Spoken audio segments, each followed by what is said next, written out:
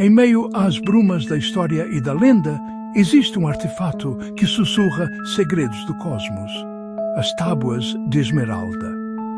Para muitos, seu nome evoca imagens de poder absoluto, de um grimório perdido contendo feitiços capazes de dobrar a realidade à vontade de quem o possuísse. A imaginação popular as pintou como a chave para a alquimia literal, a fórmula para transformar chumbo em ouro ou para destilar o elixir da vida eterna. Mas essa visão, embora sedutora, é apenas um véu que esconde uma verdade muito mais profunda e transformadora. As Tábuas de Esmeralda, na sua essência, nunca foram um manual mágico. Elas são e sempre foram um mapa da consciência. Um guia não para controlar o mundo exterior, mas para navegar o universo infinito que existe dentro de cada um de nós. Seu propósito não é conceder poder sobre os outros, mas despertar o poder que já reside em nossa própria percepção, em nossa própria mente. Para entender as Tábuas, precisamos primeiro conhecer seu lendário autor, Hermes Trismegisto. Este nome, que significa Hermes, o 3 vezes grande, não se refere apenas a um homem histórico, cuja existência é envolta em mistério e debate. Hermes Trismegisto é, acima de tudo, um símbolo poderoso da fusão de duas das maiores correntes de sabedoria do mundo antigo, a egípcia e a grega. Ele representa a união do deus egípcio Thoth, o escriba dos deuses, mestre da sabedoria, da escrita e da magia, com o deus grego Hermes, o mensageiro divino, o intérprete, aquele que viaja entre os mundos dos deuses e dos mortais. Essa figura sincrética personifica a ponte entre o conhecimento místico e o filosófico, entre o céu e a terra. Ele é o arquétipo do mestre iluminado, aquele que decodificou a linguagem do universo e a traduziu para a humanidade. A lenda conta que as tábuas foram descobertas em seu túmulo, seguradas em suas mãos, um legado final para as gerações futuras. A jornada do texto em si é tão fascinante quanto seu conteúdo. Originalmente, acredita-se que tenha sido escrito em fenício, mas a versão mais antiga, que sobreviveu até nós, é uma tradução para o árabe, datada entre os séculos VI e VIII. A partir daí, o texto viajou no tempo e no espaço. Foi traduzido para o latim no século XII, abrindo as portas para sua disseminação na Europa medieval e renascentista. Ele se tornou uma pedra angular para alquimistas, filósofos herméticos e buscadores espirituais, influenciando figuras como Isaac Newton, que não apenas estudou, mas também traduziu o texto, vendo nele uma chave para as leis fundamentais da natureza.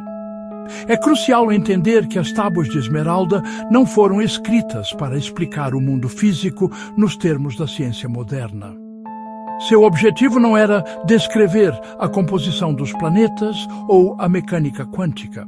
Em vez disso, elas foram concebidas para revelar as leis universais da realidade, os princípios metafísicos que governam tanto o cosmos quanto a psique humana, usando uma linguagem profundamente simbólica.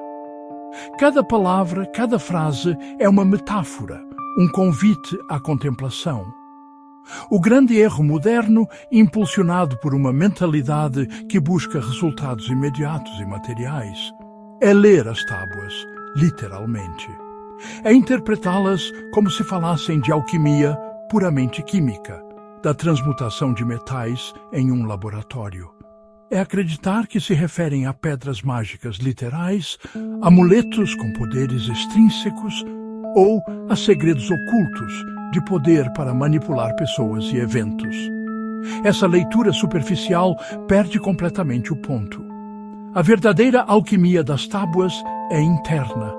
O chumbo a ser transmutado não é um metal, mas a nossa própria consciência densa, ignorante e reativa. O ouro a ser alcançado é o estado de iluminação, de sabedoria e de integração com o todo. A pedra filosofal não é um objeto físico, mas a consciência desperta, capaz de perceber a unidade por trás da aparente dualidade do mundo.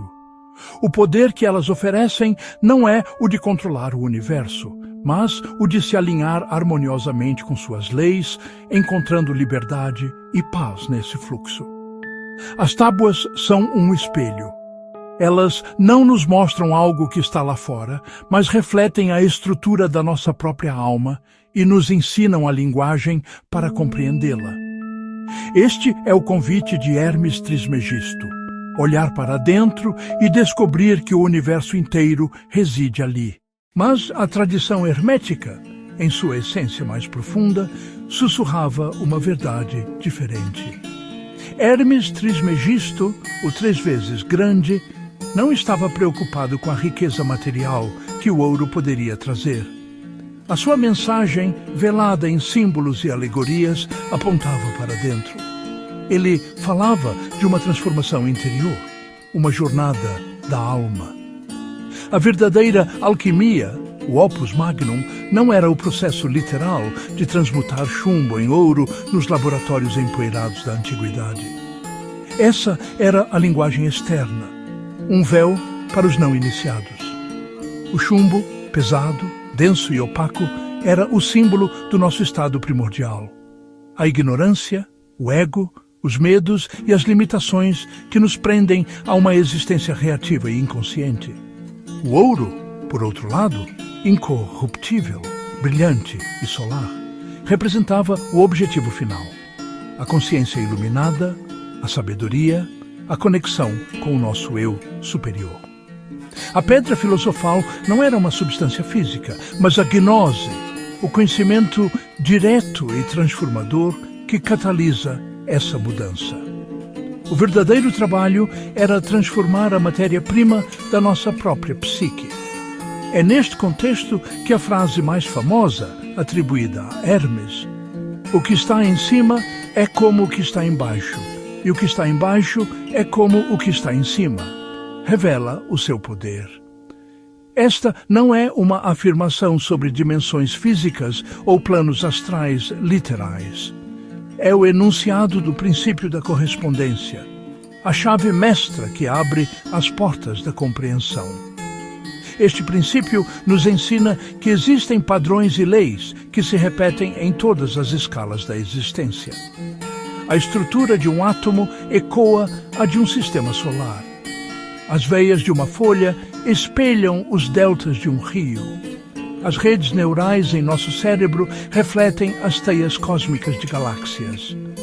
O microcosmo reflete o macrocosmo. Portanto, ao estudar e compreender a nós mesmos, a nossa própria mente, as nossas emoções e a nossa consciência, ganhamos um vislumbre das leis que governam todo o universo. A mente humana não é uma entidade isolada. Ela é um espelho do cosmos, capaz de refletir e compreender a sua vastidão. A consciência humana é o ponto onde o universo se torna consciente de si mesmo.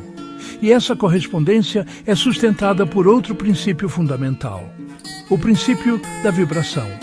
O Kybalion afirma: nada está parado, tudo se move, tudo vibra. Desde a partícula subatômica mais ínfima até a maior das galáxias, tudo está em constante estado de movimento e vibração. A diferença entre as manifestações da matéria, da mente e do espírito é simplesmente uma questão de diferentes taxas vibratórias. O pensamento é vibração, a emoção é vibração, a luz, o som, o calor, tudo. O alquimista interior aprende a dominar as suas próprias vibrações. Ele aprende a elevar a sua frequência mental, saindo dos estados vibracionais baixos do medo e da raiva para os estados elevados do amor e da compreensão. Mudar a sua vibração é mudar a sua realidade. Isso nos leva ao princípio da polaridade. Tudo é duplo, tudo tem polos, tudo tem o seu oposto. Calor e frio, luz e escuridão, amor e ódio, coragem e medo. parecem opostos irreconciliáveis, mas na verdade são apenas dois extremos da mesma coisa, com muitos graus entre eles. O alquimista não busca eliminar o negativo, mas sim transmutá-lo, compreendendo que a escuridão é apenas a ausência de luz. Ele aprende a navegar nesta dualidade, a reconciliar os opostos dentro de si mesmo, transformando o medo em prudência, a raiva em força motriz para a mudança. A maestria consiste em mudar a sua própria polaridade ao longo da escala da consciência, conscientemente escolhendo a vibração que deseja manifestar. A verdadeira alquimia é, portanto, a arte da autotransformação consciente, usando as leis universais para refinar a alma e alinhar o eu individual com a harmonia do todo. Mudança interna gera mudança externa. Hermes usava símbolos porque certas verdades não podem ser ensinadas diretamente. Elas precisam ser vividas. As tábuas não entregam respostas prontas, elas despertam percepção. Quem busca poder se confunde, quem busca consciência, compreende. Chegamos então ao coração da mensagem hermética. Ao longo da história, muitos buscaram nas tábuas de esmeralda um poder oculto, uma chave para manipular o destino, um atalho para a riqueza ou o domínio. Mas a verdade é que Hermes não deixou fórmulas secretas. Ele não nos entregou um manual de feitiços ou um grimório para controlar os elementos. O que ele nos ligou foi algo infinitamente mais profundo e transformador. Ele deixou um convite para abrir os olhos da alma e perceber que o universo não é algo separado de você. Que a imensidão que vemos nas estrelas e a complexidade que encontramos na natureza não são exteriores, mas um reflexo do nosso próprio mundo interior. As mesmas leis que organizam estrelas, que governam as marés e que ditam os ciclos das estações, são as mesmas leis que organizam pensamentos, que governam emoções e que ditam os ritmos da nossa vida. O princípio da correspondência. O que está em cima é como o que está embaixo. Não é uma metáfora poética, é um chamado para reconhecer essa unidade fundamental. Você não está o universo, você o universo experienciando a si mesmo. É por isso que as tábuas de esmeralda não falam de dominar a realidade. A busca pelo domínio nasce do ego, da ilusão de separação. É a tentativa de impor a nossa pequena vontade contra a correnteza infinita do cosmos, um esforço exaustivo e, em última análise, fútil. Em vez disso, os ensinamentos falam de alinhar-se a ela. Pense num surfista. Ele não tenta parar a onda, ele estuda seu movimento, sente seu ritmo e se posiciona para fluir com sua força. Alinhar-se é isso. É observar os princípios do mentalismo, da vibração, da polaridade, não para controlá-los, mas para dançar em harmonia com eles. É compreender que, ao nos alinharmos com as leis universais, não perdemos poder. Pelo contrário, nos tornamos um canal para o poder do próprio universo. E quando isso acontece, quando a luta cessa e a harmonia começa, a verdadeira alquimia se inicia. Não a transmutação de chumbo em ouro físico, mas a transformação da nossa própria consciência. O chumbo da ignorância, do medo e da separação é gradualmente transmutado no ouro da sabedoria, da compreensão e da unidade. Este é o grande trabalho, a dos alquimistas da alma. É o processo da consciência lembrando quem é. É o momento em que o eu individual, a pequena gota de água, recorda-se de sua verdadeira natureza, o oceano vasto, eterno e infinito. A jornada hermética não termina com uma resposta final, mas com uma pergunta viva que ecoa dentro de nós. Se sou um com o todo, como escolho viver este momento? A resposta não está em nenhum texto antigo, mas no silêncio do seu próprio coração alinhado.